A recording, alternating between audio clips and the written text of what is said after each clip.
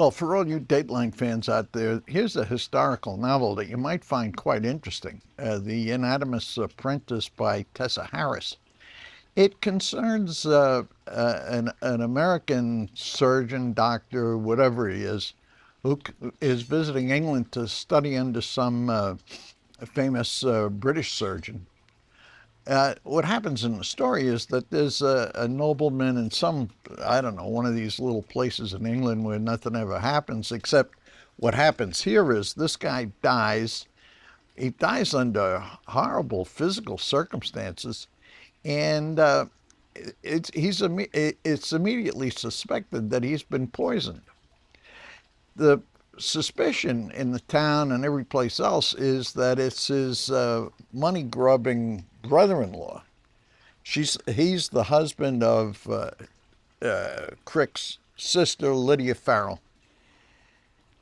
Lydia hires this American anatomist, Thomas Silkstone, to do an autopsy on her brother, and what she's hoping to do is to clear her husband's name.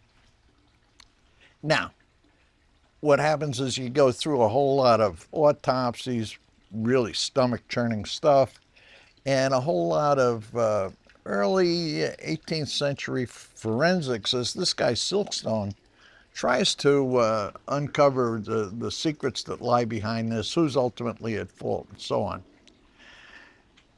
And of course he does. I mean, that's what these detective stories do. Now, there's several things that pop out at you. One is how stomach-churning the autopsies that are done in the beginning of the book are. I mean, it's hard to keep reading, but you stay with it, and the plot moves right along. The second thing that jumps out at you, I think, is how well done the two main characters are. Thomas Silkstone, the American, and Lydia Farrell, the sister of this guy Crick, who's suspected of being murdered. Silkstone is painted as a very dedicated, tenacious guy who's really, his main motivation seems to be that he wants to let the dead speak for themselves. And he does it pretty successfully.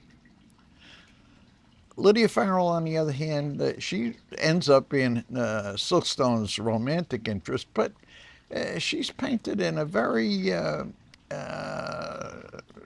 nuanced, I'd say, kind of way, because she doesn't just throw herself into Silkstone's arms or into Silkstone's bed. I mean, ultimately she comes around, but it's very thoughtful. It's kind of the way you would think that an upper-class 18th century widow would behave. And then, of course, the final standout on this thing is the twist at the end, which you never see coming. Certainly, I never saw it coming. Really well done. So anyway, this week's recommendation is The Anatomist's Apprentice by Tessa Harris. She's written several other books in a series about this guy, Silkstone, and maybe somewhere along the way I'll read them too. Anyway, I read this, and I certainly enjoyed it. I'll see you next week.